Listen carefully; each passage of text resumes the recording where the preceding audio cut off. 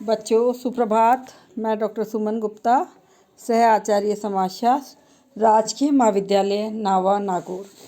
बच्चों आज हम नया चैप्टर शुरू करेंगे और चैप्टर का नाम है व्यक्ति और समाज का संबंध। जैसा नाम से ही आपको पता चल रहा होगा कि व्यक्ति की अहमियत समाज से है या समाज की अहमियत व्यक्ति से है, ये चर्चा आज हम करेंगे। बच्चों अरस्तु ने कहा था व्यक्ति एक सामाजिक प्राणी है, मनुष्य एक सामाजिक प्राणी है और सामाजिक प्राणी होने के नाते वो समाज में निवास करता है। अपने साथियों के साथ सामान्य रूप से जीवन व्यतीत करने की क्षमता उसमें होती है, इसलिए मनुष्य अपने साथियों के साथ सहयोग करता है, सहयोग करता हुआ सामान्य जीवन व्यतीत नहीं करता है। तो या तो वो देवता है या फिर पशु, अर्थात हम ये कहेंगे कि समूह या समाज में रहकर व्यक्ति अपनी आवश्यकताओं की पूर्ति करता है। सामूहिकता का गुण लेकर व्यक्ति पैदा होता है और इसलिए बिना समाज के व्यक्ति की कल्पना नहीं की जा सकती। अर्थात व्यक्ति और समाज के बीच घनिष्ठ संबंध है, दोनों ही एक दूसरे पर निर्भर है। बच्चों इस बात को समझने के लिए हम कुछ सिद्धांतों की चर्चा करेंगे। समाजशास्त्रियों के बीच में इस बात को लेकर काफ़ी मतभेद है कि व्यक्ति और समाज के संबंध, कोई कहता है और कोई कहता है कि नहीं। इस बात को लेकर इस संबंध में दो प्रमुख सिद्धांतों की चर्चा हम यहाँ पर करने वाले हैं। इन सिद्धांतों में पहला सिद्धांत है सामाजिक समझौते का सिद्धांत। बच्चों ये सिद्धांत हॉब्स, लॉक और रूसो इनके विचारों पर आधारित है। इन दार्शनिकों का ये कहना है कि व्यक्ति प्रारंभ से ही प्राकृतिक अवस्था में रहता था, अर्थात पूर्ण स्वतंत्र था। जहाँ मन आई जहाँ रह लिया, जहाँ मन आया वहाँ खा लिया, किसी का कोई नियंत्रण, कोई दबाव नहीं था। पशु पक्षियों के समान स्वतंत्र विचरण करता था व्यक्ति और अपनी न्यूनतम आवश्यकताओं को वो पूरी कर लेता था। या हम यूँ कहें कि पूरी तरह से व्यक्ति प्रकृति पर आश्रित था और उसी की सहायता से अपनी आवश्यकताओं की पूर्ति करता था। ये स्थिति ज़्यादा समय नहीं चली, क्योंकि जैसे जैसे जनसंख्या बढ़ने लगी मनुष्य के जीवन में कठिनाइयाँ बढ़ने लगी। जैसे ही कठिनाइयाँ बढ़ने लगी, आवश्यकताओं की पूर्ति करना कठोर होने लगा, तो परस्पर संघर्ष की प्रक्रिया बढ़ गई। धीरे धीरे मनुष्य ने भूमि पर अधिकार करना शुरू किया और जो शक्तिशाली था उसने उतनी भूमि पर अधिकार जमा लिया। जो कमज़ोर था वो या तो थोड़ी सी भूमि पर अधिकार कर पाया या फिर दूसरों के अधीन हो गया। और इस तरह से हम देख रहे हैं कि समाज में दो तरह के वर्ग, एक तो पूंजीपति या धनी और दूसरा निर्धन वर्ग, एक शक्तिशाली और एक कमज़ोर वर्ग बन गया। तो इस तरह से हम देखते हैं कि ये कुछ लोगों के पास भूमि थी और कुछ के पास भूमि नहीं थी या बहुत ही कम थी। जब स्थितियां ऐसी हो गई तो समाज में शक्तिशाली लोग जो है वो क्या करने लगे, मनमानी करने लगे। अर्थात जिसकी लाठी उसकी भैंस वाली कहावत चरितार्थ होने लगी। शक्तिशाली लोग मनमाने तरीके से अपनी सुविधा के अनुसार व्यक्तियों को ट्रीट करने लगे जो कमज़ोर थे, और ये स्थिति और भी असुविधाजनक और असहनीय थी।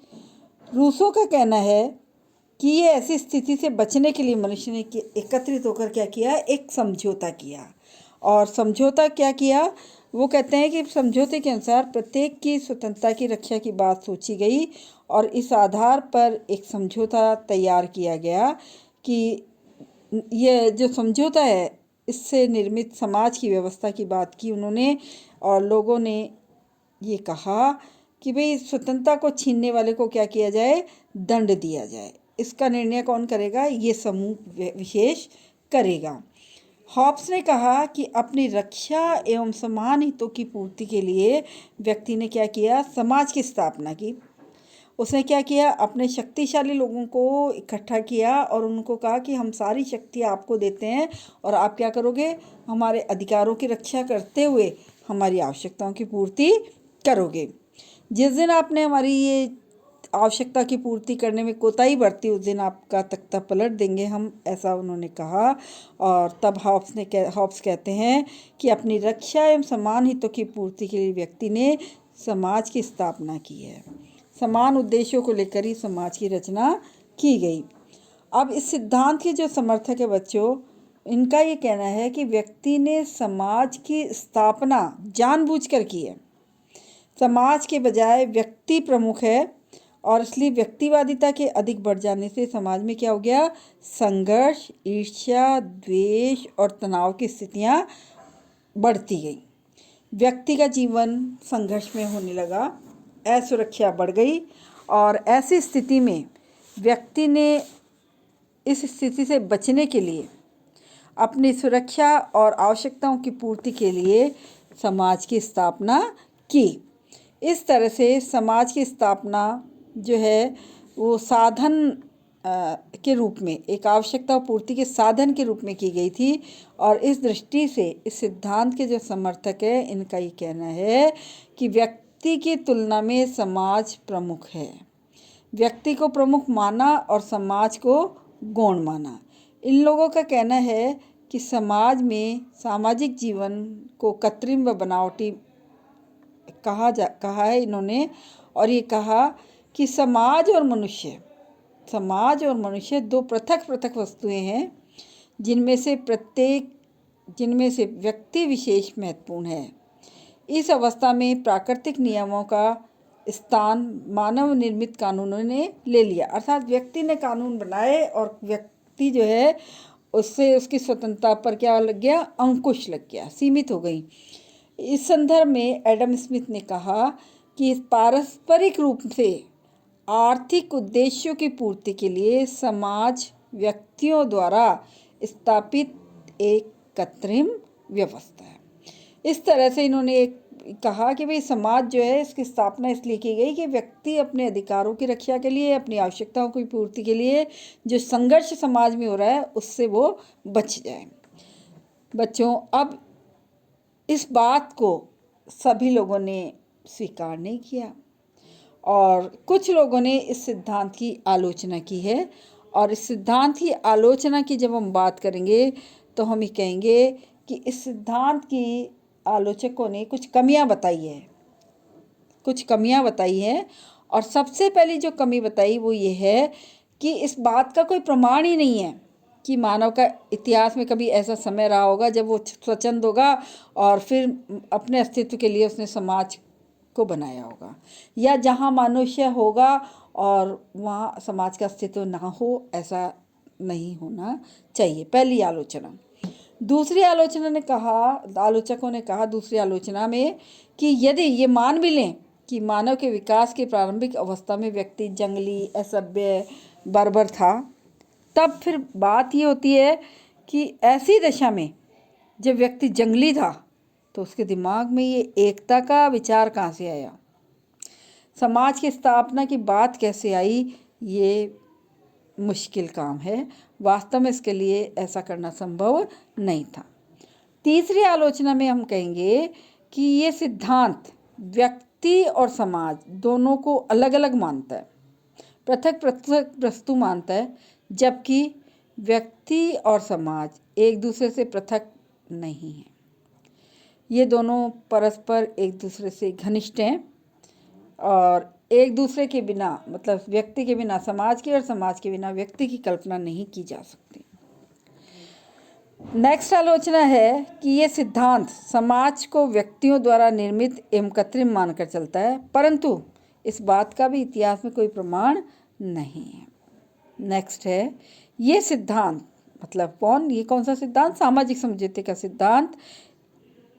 ये कहता है कि व्यक्ति और समाज के बीच संबंध है, जबकि व्यक्ति और समाज के बीच में पाए जाने वाले संबंध बहुत ही घनिष्ठ और आंतरिक है, जिनकी व्याख्या समझौते के रूप में नहीं की जा सकती। और अंतिम आलोचना जो है वो ये है कि ये सिद्धांत व्यक्ति को तो प्रायोरिटी देता है, प्रमुख मानता है, और समाज को क्या कहता है, गौण है। और गौण है इसलिए वास्तव में व्यक्ति और समाज दोनों ही समान रूप से महत्वपूर्ण है और किसी को भी किसी से कम या अधिक महत्वपूर्ण नहीं माना जा सकता है। ठीक है, तो आज इसके बाद हम बात करेंगे दूसरे सिद्धांत की। और दूसरा सिद्धांत जो है वो है समाज का सावयवी सिद्धांत। बच्चों, व्यक्ति और समाज के संबंध को स्पष्ट करने वाला एक दूसरा सिद्धांत है जिसको हम सावयवी सिद्धांत कहते हैं। जहाँ सामाजिक समझौते की बात करते हैं और जहाँ सामाजिक समझौते में व्यक्ति को प्रधानता दी जाती है और समाज को गौण माना जाता है, वहीं पर सावयवी सिद्धांत में समाज को प्रधानता देकर व्यक्ति को गौण माना जाता है। बच्चों, सावयवी सिद्धांत समाज से पृथक व्यक्ति के अस्तित्व को कहीं भी मान्यता नहीं देता। जो कुछ है वह समाज है, व्यक्ति तो उसका एक कोष्ठ है, एक सेल मात्र है। इस सिद्धांत के समर्थक ये कहते हैं कि समाज क्या है, एक शरीर है और इस शरीर के विभिन्न अंग हाथ, पांव, नाक, मुंह, आंतड़ी, पेट, नाड़ी एवं कोष्ठक आदि जो है वो आदि है। समाज इस शरीर के विभिन्न अंग ये हैं और इन अंगों का शरीर के साथ जुड़े होने पर ही अस्तित्व और महत्व होता है। ठीक इसी तरह से कि शरीर के से कोई भी अंग अगर पृथक हो जाता है तो उसकी कोई महत्ता नहीं रहती है, उसी रूप में उस वह कार्य नहीं कर सकता है जिस रूप में वो शरीर से जुड़कर करता है।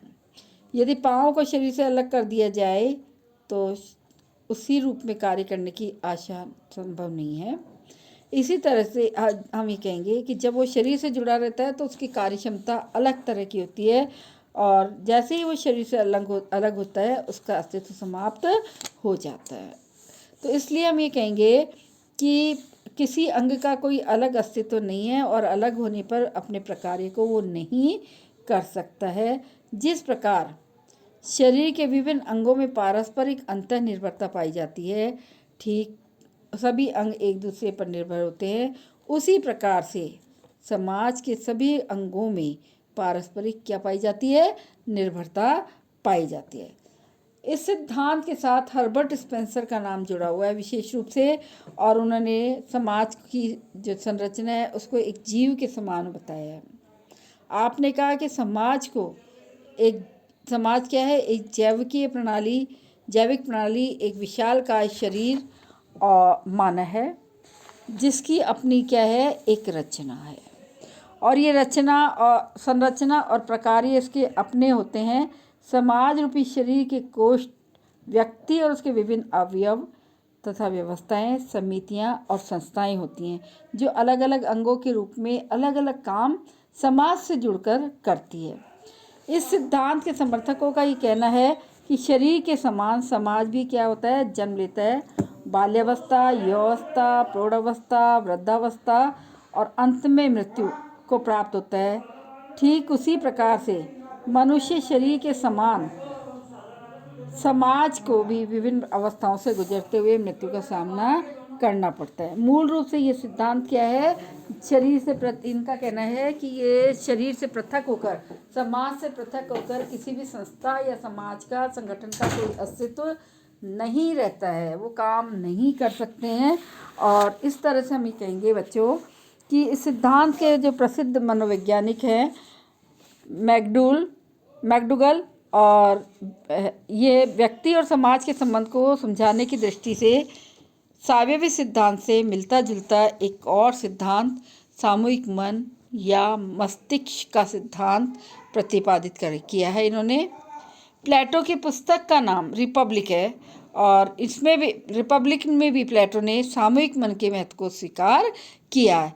तो इस तरह से हम कहते हैं कि व्यक्ति के मन या मस्तिष्क के समान समाज का भी एक मन होता है जिसे सामूहिक मन कहा जाता है और ये सामूहिक मन या दृष्टिकोण मान्य होता है यदि उसके समर्थक ये मानते हैं कि समूह में कुछ ऐसी विशेषताएं जरूर होती हैं जो उसके सदस्यों में सामान्यतः पाई जाती है। इस तरह से बच्चों हम ये कहेंगे आज कि ये दोनों ही सिद्धांत, चाहे वो सामाजिक समझौते का सिद्धांत हो, चाहे सावयवी सिद्धांत हो और समूह मन का सिद्धांत हो, समाज को व्यक्ति की तुलना में आवश्यकता से अधिक महत्व देते हैं।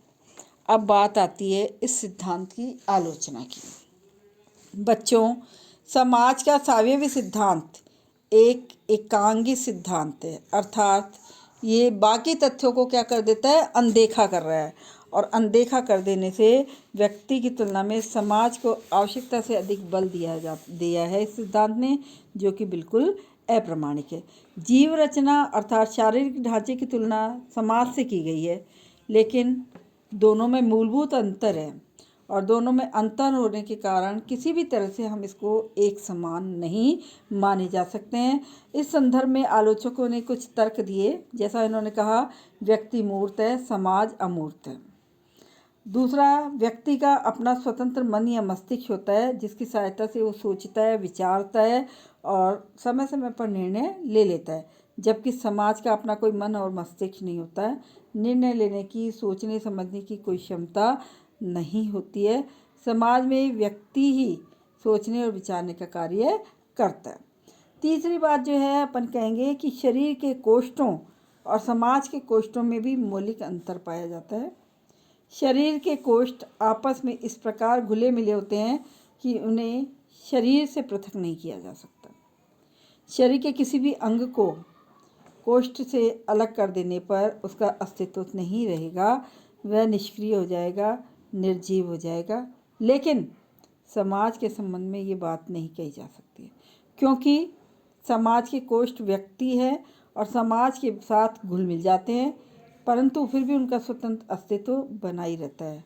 इस तरह से आज हम कहेंगे कि समाज से पृथक हो जाने पर भी व्यक्ति का अस्तित्व बना रहता है, चेतना और विवेक उसमें बना रहता है, सोचता है, विचारता है और कार्य करता है। चौथी जो आलोचना है वो है, शारीरिक ढांचे के विभिन्न कोष्ठों को शरीर से अलग नहीं किया जा सकता है, वे तो शरीर से जुड़े रहकर ही क्रियाशील रह सकते हैं।